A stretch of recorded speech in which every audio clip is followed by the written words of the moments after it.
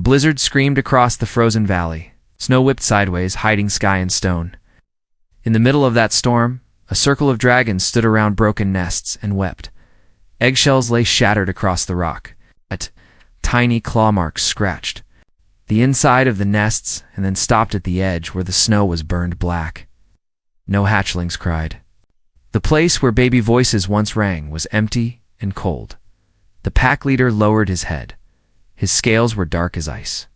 He pressed his forehead to the stone and let out a low, cracked sound. It was not the roar of a hunter. It was the sound of a father who had failed. Around him, the pack bent their necks. Some hissed, some whispered the names of their lost young. All of them smelled the same thing in the air, the sharp, oily scent of metal and engines. Hunters, the two legs did this, growled one dragon, her breath steaming. The weak ones with hands of metal, they stole our hatchlings. They will burn, another snarled. Every human we find will burn. The leader did not answer. He stared at the empty nests, slow fire burning in his chest and nowhere to go. Then a new scent cut through the storm. He lifted his head, nostrils flaring. Under the cold and the metal and the smoke, there was something else. A faint, fragile smell. Warm skin, cloth, fear. Human twisted around the human scent like a thin thread was a second smell. So soft he almost missed it. Hackling. His pupils narrowed to slits. I smell a two-leg, he said, voice low, and I smell one of ours with it. The pack went still. That is impossible, hissed the dragon beside him. All are gone, not all, the leader said. That one still breathes. And it is with a human. Silence broke into rage. Wings snapped open, throwing snow from the cliff. The leader leaped from the nest ring and hit the ice hard enough to make it crack. Hunt. He roared into the storm. The pack answered with a thunder of wings, high above. The blizzard swallowed their shapes. Only their glowing eyes showed as they cut through the white. Fixed on a single small figure in the distance, a human walked alone through the storm. They were bent against the wind. Boots dragging, snow-coated, their shoulders and hair, their lips were blue. Their hands wrapped tight around something hidden under their coat, pressed to their chest, as if that was the only warmth they had. Behind them, sound of beating wings grew louder. The humans stumbled. Their knees hit the snow. For a moment they stayed there, head down, shoulders shaking. The wind howled over them, hungry and cold. A shadow passed overhead. Then another. The snow around the human darkened as vast bodies dropped from the sky. Claws slammed into the ground in a ring.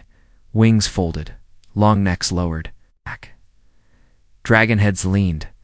In eyes burning in the frozen dark, the pack leader stepped forward, up close. His head was bigger than the human's whole body. Frost slid off his horns. His breath rolled out in slow clouds. The human lifted their face. Fear shone in their eyes. But there was something else too plain, stubborn will. Ice clung to their lashes. Her arms still gripped the shape under their coat, refusing to let go even as dragons closed in.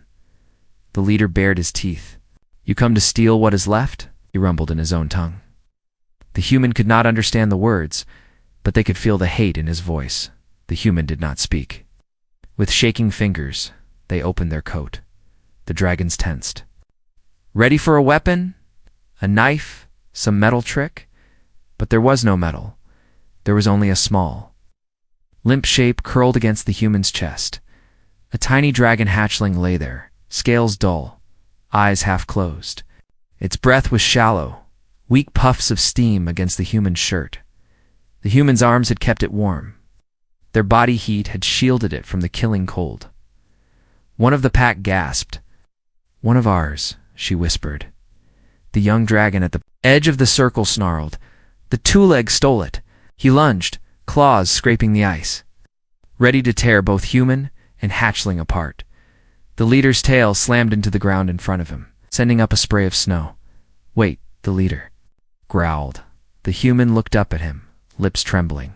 Slowly, carefully, they held the hatchling closer, as if to say, I will not give this to you if you mean harm. The leader stared down at the tiny dragon breathing against human skin. Human scent and hatchling scent. Side by side, the storm shrieked. Around them, but no one moved at last. The leader lowered his head until his eyes were level with the humans.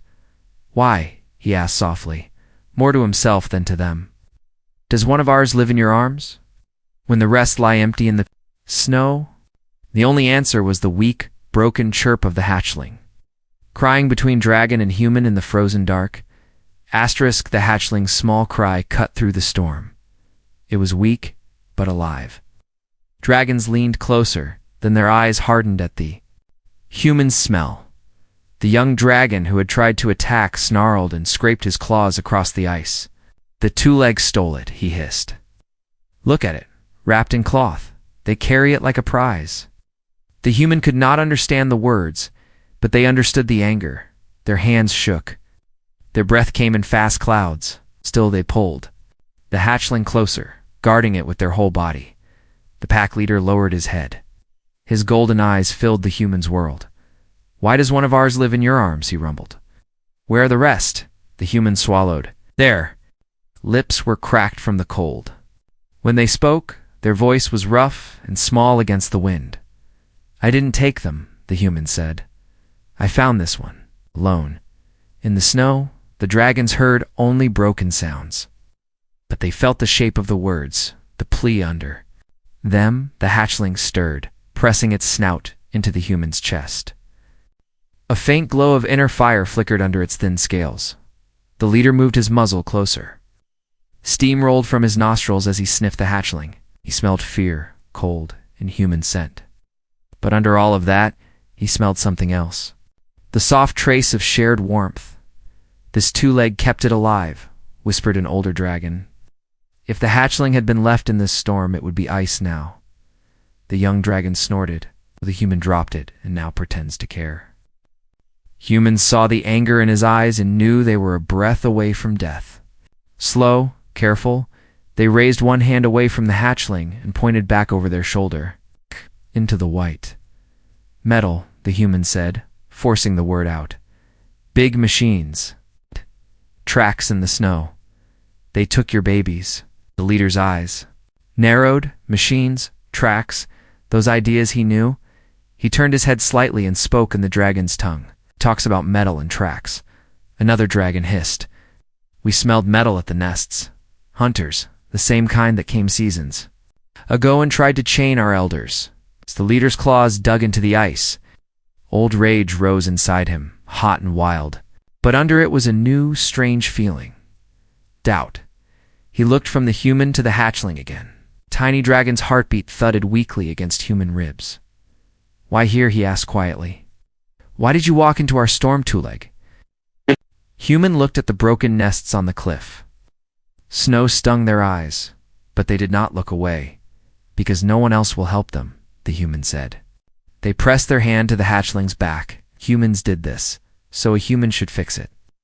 The words meant nothing to Dragon's ears, but the feeling behind them hit the leader hard. He felt the sharp fire of human guilt and stubbornness. Made his choice. "Enough," he growled to the pack. "If the two-leg lies, we will end them. But the hatchling still breathes because of their warmth. That is truth. We will use what they know." The young dragon's wings flared. "You would trust a human?" he shouted, "after what they took from us?" "I trust the breath in that baby's chest," the leader answered, "and I trust what I smell. Follow or stay behind." He turned back to the human and spoke more slowly, trying to shape his voice so they might feel it. "Show us," he said. He pointed one massive claw into the white. "Take us to where you found our child." The human stared at him, shaking from cold and fear. Then they nodded once. They pulled the hatchling closer, forced their numb legs to move, and stepped into the storm. Behind them, the pack of dragons moved as one, wings lifting, tails sweeping the snow. High above, the blizzard swallowed their shapes. Only the thin line of human footprints showed the way as a dragon pack followed a small figure into the endless white. The storm did not stop. Snow hit the human's face. Their boots sank into the drift with every step, but they kept walking. The hatchling held tight against their chest. Behind, the dragons moved in a line, claws rasped on ice. Their wings stayed.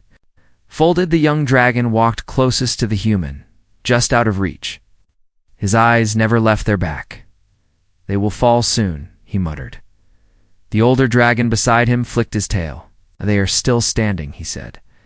At the front, the leader raised his head and sniffed. Human scent. Hatchling scent. And far ahead, the bitter smell of metal. Then slowly the storm opened. Broken shapes appeared through the gray. Shattered ice, black marks in the snow, a deep groove cutting straight across the land. The humans slowed. "Here," they whispered. They stepped to the groove and brushed snow away with stiff fingers. Underneath lay frozen metal. The marks were clear now, prints from heavy machine legs, pressed deep into ice and rock. The leader stared at them. Memory flashed in his mind. Iron arms reaching for dragon wings, chains burning scales. Engines screaming. "The metal pack," he growled. "Cold hunters." The young dragon hissed. "The two legs walk with them." The human heard the hate in his voice. They flinched, then shifted the hatchling to one arm. With the other, they pulled a small, cracked tablet from their coat. The screen was nearly dead, but after a wipe with a sleeve, a faint light woke. Light lines and dots glowed on the glass. The dragons tensed. The device only showed a dim map. The human zoomed in and pointed with a shaking finger. "Here," they said, "machine base." Under the ice, they spread the view wider. A field of frozen land appeared from above. Beneath it, a pale hollow glowed softly. Inside that hollow, many tiny heat points pulsed like small stars. The human's voice went tight. "Those are your children." The leader could not read the symbols, but he heard the way the words bent and broke. Moog dug into him like a claw. "Many?" he asked. The human nodded. "Many." Right behind him, the pack shifted. Some snapped there. Jaws. Others let out low sounds.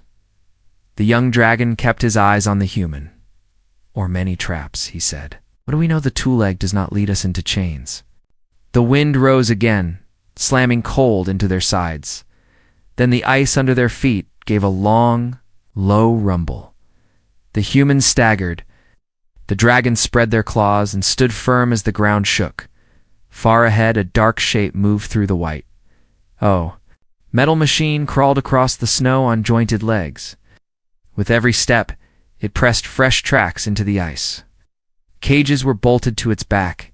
Inside those cages, small bodies pushed against the bars. Even over the storm, the dragons heard them. Thin, sharp cries of hatchlings. The pack fell silent. In the human's arms, the rescued hatchling lifted its head. It answered with a faint chirp. The leader closed his eyes for a heartbeat.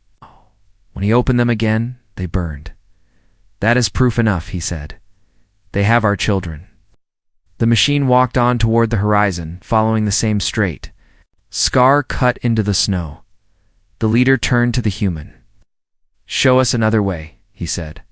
"Not to that thing, to where it returns. We will not bite only the hand and leave the body." The human looked down at the tablet again. Their fingertip traced a new path across the lines. "There are old ice tunnels under a ridge here," they said. "They go close to the hollow, but they might break." The leader bared his teeth. "Let the tunnels break under them," he answered. "Not under us." Above them, lightning flickered behind the clouds. Turning the snowfield white for a heartbeat, human and dragon stood together over the metal tracks, joined now by anger and a small stubborn thread of hope. Then, as one strange pack, they turned away from the open trail and started toward the hidden lair under the ice. Asterisk. They left the open snow and climbed toward the broken ridge. The human walked first, boots punching into old drifts, the hatchling tight against their chest. Behind, the dragons moved in a long, dark line, claws scratching ice. Reth, the young dragon, stayed closest, eyes locked on the human's back. Let a soft skin lead us," he muttered to an older dragon. "We let them walk where traps wait," the older one replied. "But if the ground bites, it bites them first." At the front, the leader lifted his head. The ridge split open where the ice had torn long ago. leaving a black crack in its side. Cold air flowed from the gap, smelling of deep stone and a faint thread of metal. The human pointed down. Tunnel, they said, breath white in the air. Old, close to base. Reth snorted. A hole where wings are useless. Then use your claws, the leader said. And your head, if you still have one. Phew. Dragons gave short, rough laughs. The leader tested the rim with his weight, then nodded. Single file, he ordered. Watch ceiling and floor. Hunters love tricks more than teeth. The humans switched on their small wrist light and stepped into the dark. The storm's howl died behind them. Inside, their steps echoed. Water dripped somewhere far below. The light slid over ice walls and turned horns and wings into long, broken shadows that moved around the human. Soon the path narrowed into a ledge above a deep crack. On one side rose the wall. On the other, there was nothing but black. The human pressed close to the ice, breath quick, each step slow and careful. Reth's claws rang behind. Look how they shake, he said. One slip and they are gone. They go first, the leader answered. Strange work for a coward. The words meant nothing to the human, but the low voices felt like weight pushing them forward. The ledge thinned.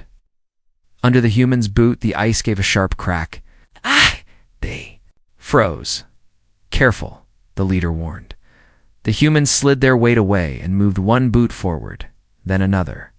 They were almost past the weak patch when something clicked under the surface. Reth stepped into the same place. The ledge exploded. A steel jaw shot up from the dark and clamped around his front leg. Spikes punched into his scales. His roar shook. The tunnel, as the ledge, shattered under him. Reth's body swung out over the void, held only by the grinding trap. The human spun around as ice and stone broke away and dropped into darkness. Cold air rushed past their boots. Back, Reth snarled. Run, two-leg, before this path takes us all. The leader lunged to grab Reth's tail, but the angle was wrong. One hard pull might rip the leg free. The human stared at the trap, the shaking ledge, Reth's wild eyes. Then they moved. They shoved the hatchling into a hollow in the wall, as safe as they could make it, and dropped to their knees beside Reth's trapped leg. With numb fingers, they pulled a short, dull knife from their belt. Hold still, the human said, voice shaking, but firm. Reth glared down. You dared. The human jammed the knife into a gap in the steel. The trap fought them. The ledge groaned. Faster, two-leg, the leader said, voice tight. The human's hands trembled. But they did not stop. They pried at a bolt, then another. Rust snapped with sharp pops. The trap loosened. Reth shoved his leg forward with a snarl. Metal screamed. For a breath, nothing changed. Then the jaws sprang open. The sudden release threw the human backward. Their heels slipped off the ledge. There was nothing beneath. They dropped until the leader's teeth caught the back of their coat and yanked. The weight dragged at his neck. His claws tore long grooves in the ice. For a heartbeat, all three hung there. Leader straining, human dangling, Reth clinging. To the broken edge with a bleeding leg, Reth lunged again and caught the human's arm gently in his jaws. Together, dragon and leader hauled them back onto the ledge. The three lay there, chests heaving. From the hollow, the hatchling let out a thin, scared chirp. Slowly, Reth let go and stared at the human. You freed me, he said quietly. The human let out a weak laugh. You're heavy, they answered. Far below, a low rumble rose. Faint artificial light glowed on the ice. The leader crawled to the edge and looked down. Under the ice lay a metal nest, towers, glowing lines, and circles of cages full of moving, crying shapes. Hatchlings, dozens, maybe more. Yeah. Beyond them, a dark ship rested on heavy legs, its engines burning brighter, melting the ice beneath. The leader's chest tightened. We are almost too late, he whispered. His voice rolled through the tunnel. Pack, he growled, eyes locked on the ship. We move now, or we watch our children leave this sky forever. The tunnel sloped down until the air turned thick and warm. The clean bite of snow vanished, replaced by the sting of oil and hot metal. A blue glow leaked from a crack ahead. The humans slid on their stomach to the rim. Dragons were too large too. Past the split. Only the two-leg could look through. They peered down into the hollow under the ice. A metal base filled the space. Towers rose from the floor. Cables ran between them. Panels blinked. Machines HUMM-ED. Around the towers stood a ring of cages. Inside each cage, small bodies moved, hatchlings. Their wings drooped. Their scales were dull. Some lay still in the corners. Others pressed their snouts to the bars and cried, thin sounds lost in the hum. Tall frames leaned over the cages. Thin arms reached down, tipped with clamps and needles. Gauges beside them climbed and fell with every weak flicker of inner fire. The hunters were turning. Dragon breath into numbers. The human's stomach twisted. Their arms closed around the hatchling they carried. Claws scraped behind them as the pack crowded close. Only the leader and one old dragon could angle their eyes to see through the crack.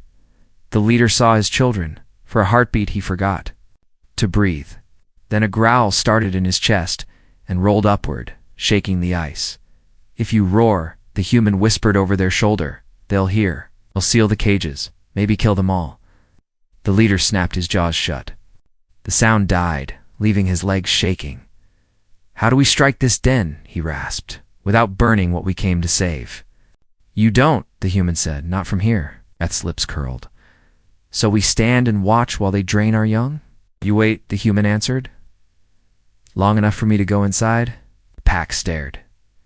You, Reth spat. One small two-leg against all that metal? You have fire, the human said. They planned for that doors, gas, shields, guns pointed at the sky. They're ready for big shadows and roaring wings. They pointed down. They didn't plan for one of their own, crawling through vents and pipes. The leader studied. The small figure in the blue glow. You would walk into their den, he said, knowing they are your kind. The human looked at the cages again. They stopped being my kind when they did that, they said. Reth thought of the trap on his leg, the broken ledge. The human's hands on rusted steel, instead of saving themselves.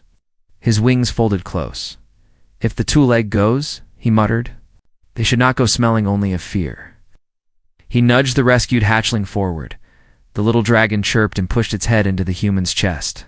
The human caught it and held on. They know you now, the leader said. Carry one of ours and maybe the others will smell hope. The human nodded. I'll bring as many back as I can, they said. Their cracked tablet showed a blinking point.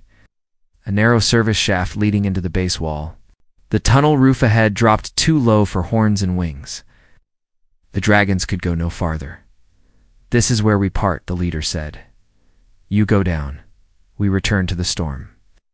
When the sky tears and the ice breaks, you will know we are above. You, and when you hear alarms, the human replied, you'll know I'm inside.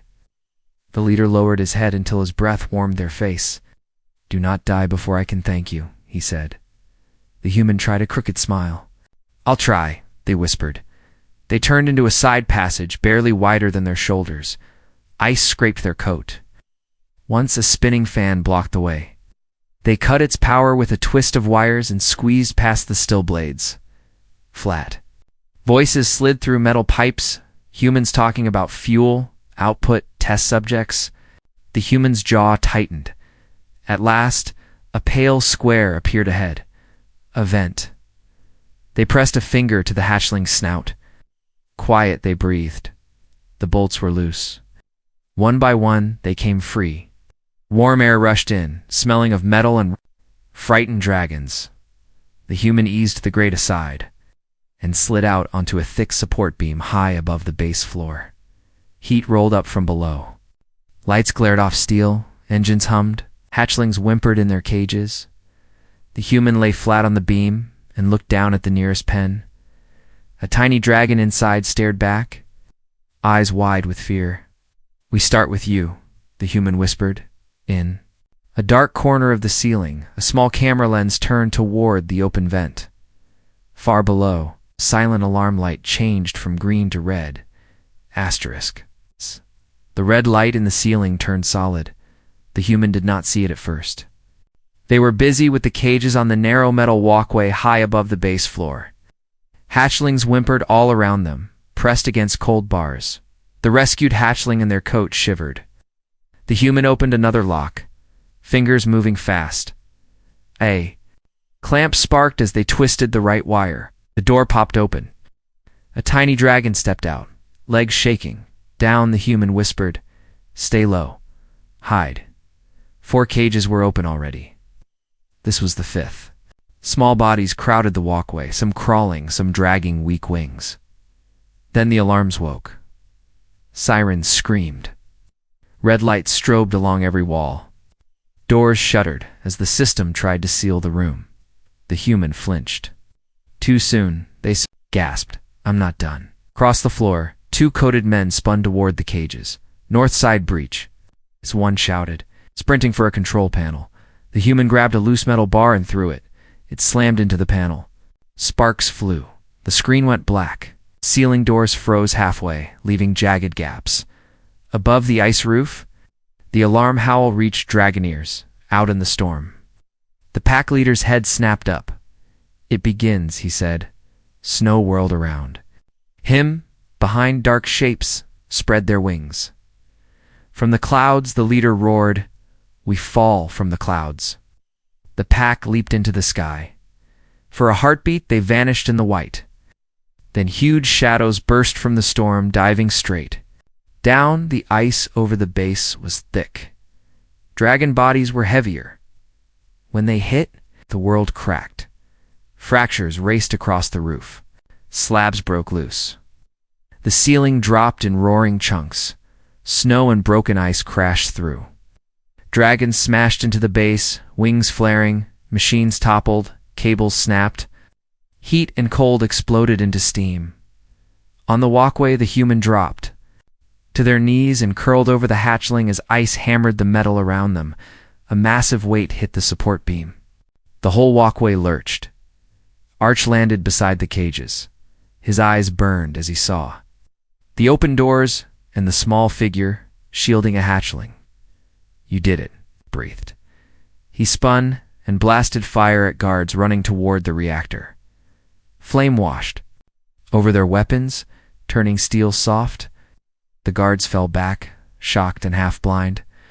Across the base, more dragons crashed down, old, scarred, wild-eyed. They tore into towers and frames, ripping steel like thin ice. The leader landed near the largest cage. One bite tore the bars away.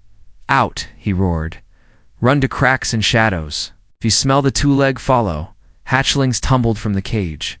Some ran toward the broken doors. Others slid under fallen beams. The rescued hatchling pushed its head from the human's coat and shrieked, a thin line of fire leaving its mouth. The human staggered up. "This way," they shouted to the nearest little dragons. "Move." They kicked a panel aside, opening a narrow path toward a jammed door. Small bodies scrambled past their boots. A flat voice spoke from hidden speakers. "Warning.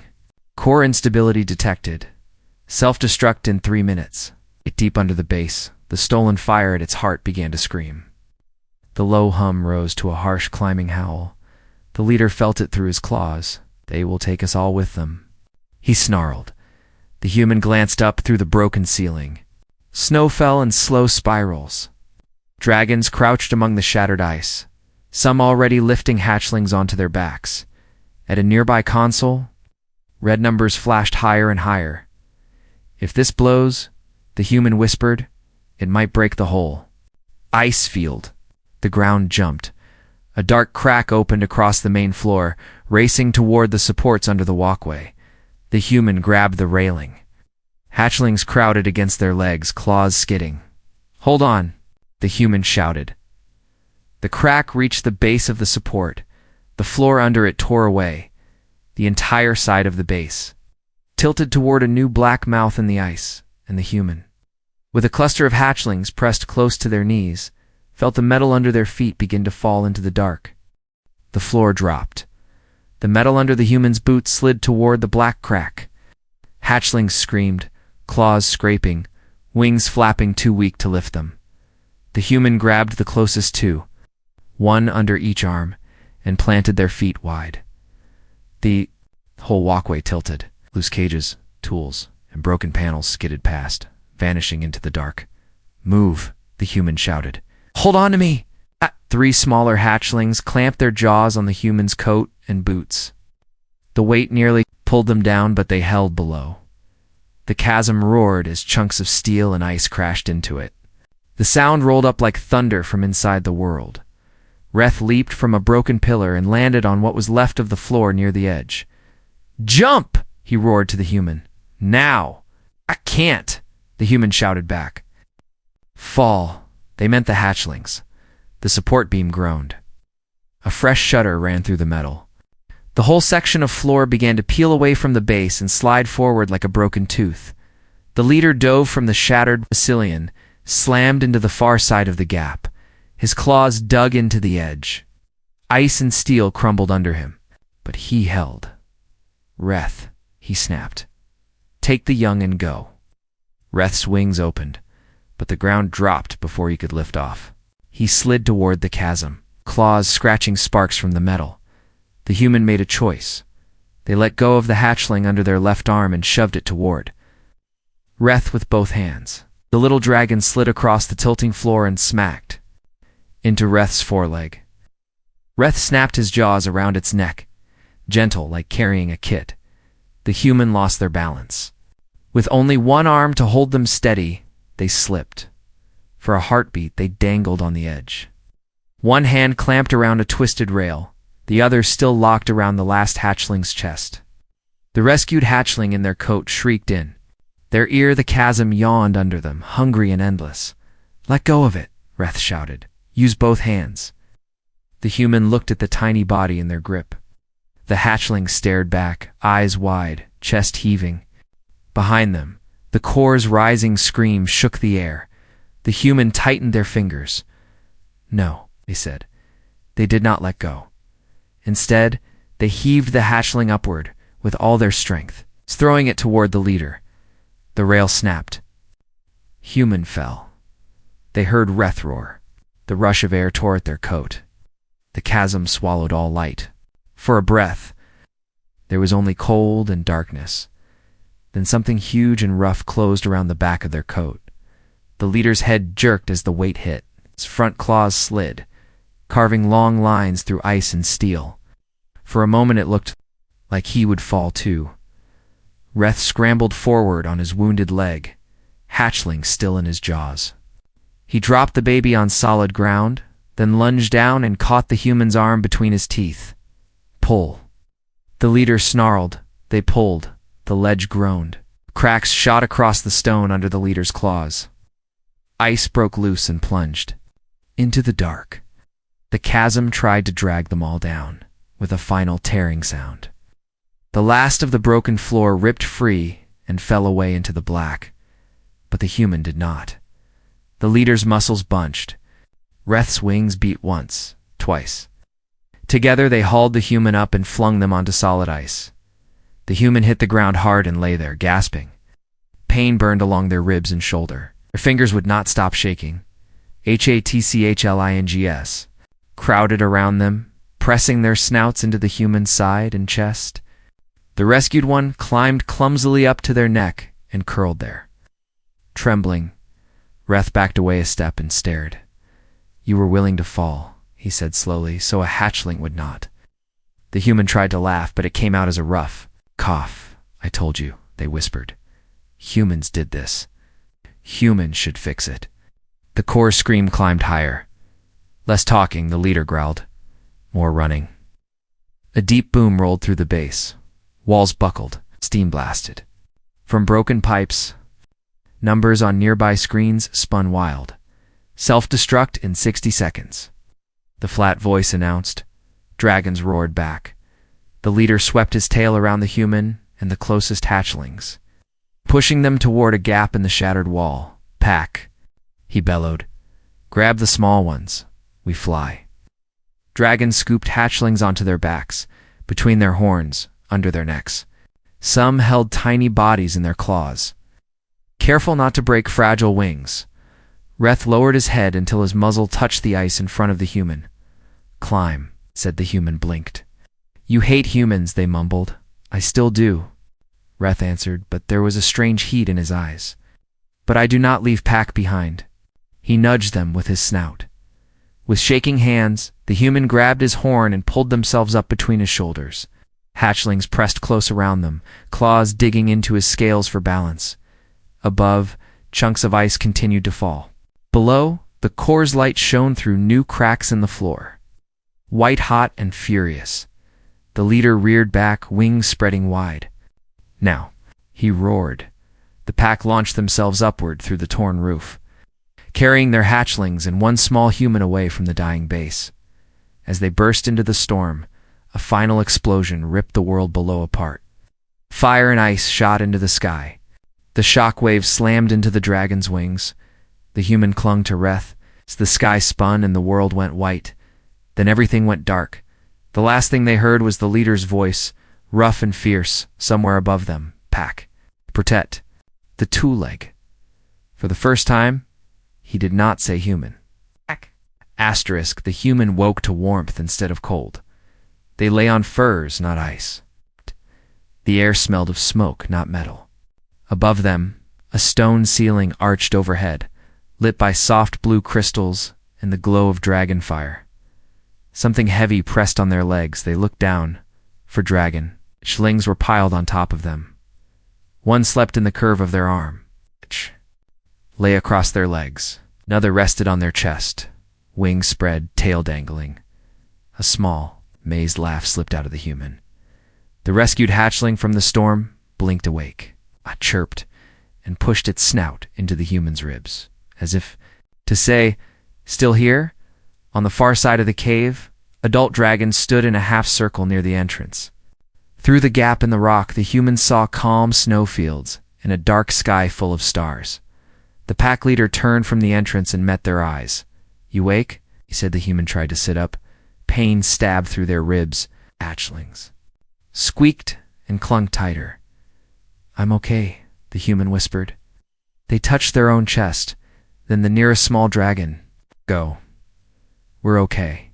They did not know if he understood the words, but he seemed to understand the relief. Claws clicked. Softly, as he walked closer, the other dragon stepped aside. He stopped beside the nest of furs, his shadow falling over human and young alike. "Many of ours live," he said. "Some did not." The fire den under the ice is broken. The human's throat tightened. Saw again the cages and the still bodies that had never moved. "I'm sorry," he said. The leader lowered his huge head until his golden eye filled their view. "You are one small thing in a wide sky," he said. "You did more than any of your kind for ours. You are not the one who must be sorry." The human swallowed. "Your pack saved me," they answered. "You could have left me." A short snort came from the side. Reth limped into sight, his injured leg wrapped in rough cloth. "You're very loud when you fall," he said. The human gave a weak smile. "You caught me." Reth's tail flicked. "You're gripping our young with only 2 hands," he replied. "If you had more, you would grip more." A low ripple of amusement moved through the pack. Even the leader's eyes softened. He turned. "Toward the gathered dragons, hear me," he called. The cave fell silent. Only the hiss of fire and the tiny snores of hatchlings remained. "Old Law said this," the leader told them. "No. Two-Leg lives in Dragonlands. If they come, we burn them. We bring chains and stolen fire." His voice was rough with age and memory. "Old Law saw only one sky," he went on. "It did not see what I have seen." We pointed one claw at the human buried in small bodies. "This Two-Leg walked into our storm carrying one of our children," he said. "They led us to the metal nest. They freed claws from traps. They chose to fall rather than drop a hatchling. They fought their own kind to save ours." He drew in a long breath. "I named them Snowwalker Hatchling," he said. "From this day they are pack. Any who hunts them, hunts me." His words echoed off the stone.